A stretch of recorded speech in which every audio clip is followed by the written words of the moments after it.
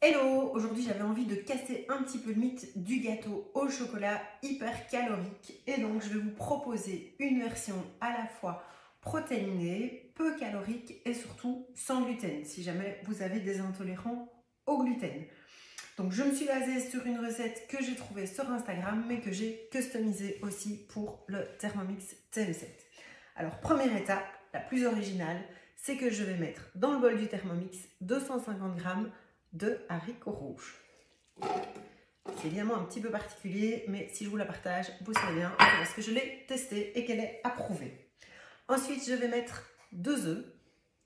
Hop. Alors, de la poudre d'amande ou de la poudre de noisette, 50 g. Je vous avoue qu'ici, en fait, je n'avais plus ni l'un ni l'autre.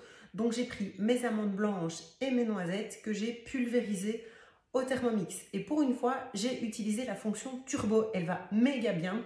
En plus, sur le TM7, j'ai pu la programmer 3 fois 2 secondes et c'est juste parfait. Ça m'a donné cette texture de poudre. Donc là, j'ai 50 g de poudre d'amande et de noisettes.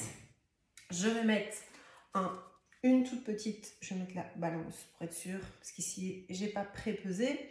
Je vais mettre une cuillère à café d'extrait de vanille. Voilà, 5-6 g. Je vais mettre, juste pour l'onctuosité et pour apporter un petit peu de matière grasse, ici c'est de la pâte d'amande. Voilà, une belle, grosse, généreuse cuillère. Voilà, c'est à mon avis, ouais, je me doutais bien, l'équivalent de 15 g de pâte d'amande. Voilà, alors ce qui est génial en plus, c'est que ça va super vite. Je vais mettre 100 g. Alors moi ici, je vais mettre du sirop d'agave. Si vous avez du sirop d'érable, c'est top. Vous pouvez évidemment mettre du sucre. Mais alors dans ce cas-là, je vous dirais plutôt un sucre brun qu'un sucre raffiné pour rester vraiment dans l'idée du plat un peu healthy. Voilà.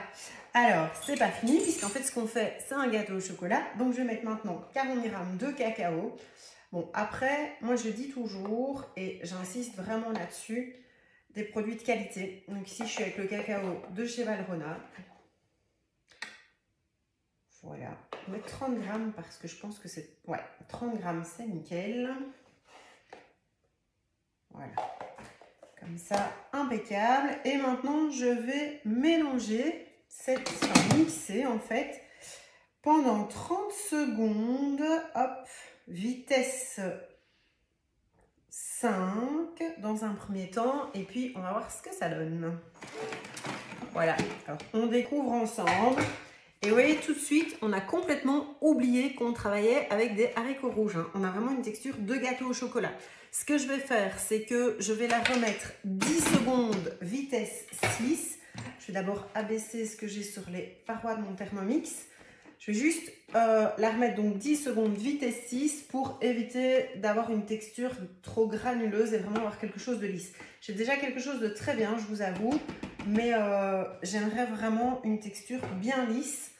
Alors si vous avez envie, vous pouvez aller jusqu'à vitesse 7. Pas trop non plus puisque vous allez avoir quelque chose de liquide. Mais là, c'est parti pour 10 secondes, vitesse 6. Voilà, on a ceci. Donc vraiment une texture, je le répète, de gâteau au chocolat. Dernière étape, mais la plus importante, des pépites de chocolat. Alors ici, j'ai fait un mix de chocolat au lait et de chocolat noir, toujours d'une qualité pâtissier. Et je vais tout simplement mélanger, hop, hop, hop,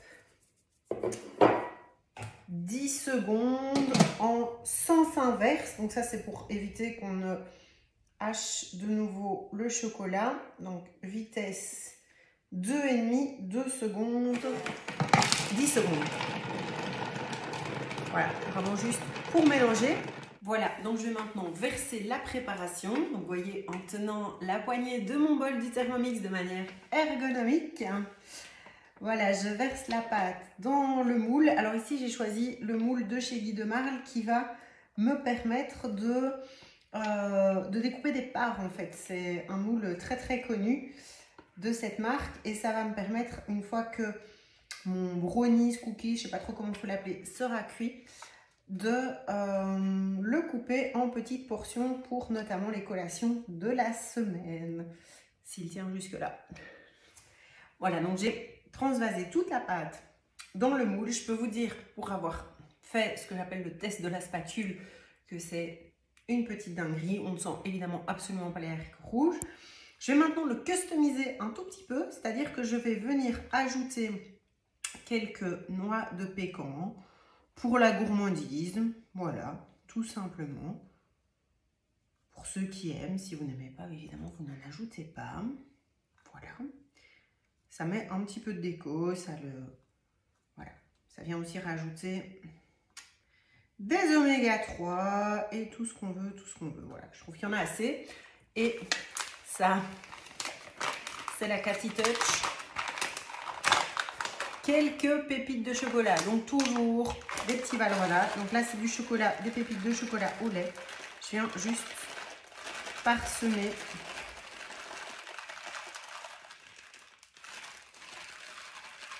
Voilà, au-dessus. Je vais vous montrer, le résultat est quand même assez joli.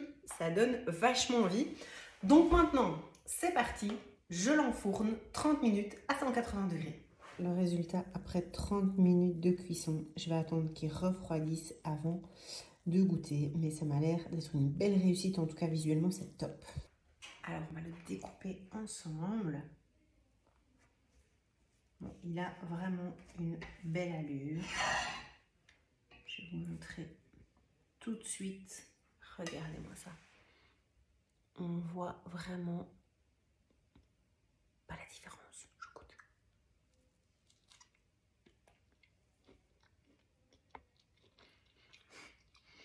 Il est encore chaud. Écoutez, franchement, c'est hyper bon. On ne sent pas du tout. Je vais d'ailleurs faire un crash test. Ici, j'ai dit à personne comment j'avais fait mon gâteau. Et vous goûtez. Allez, à bientôt pour de prochaines recettes.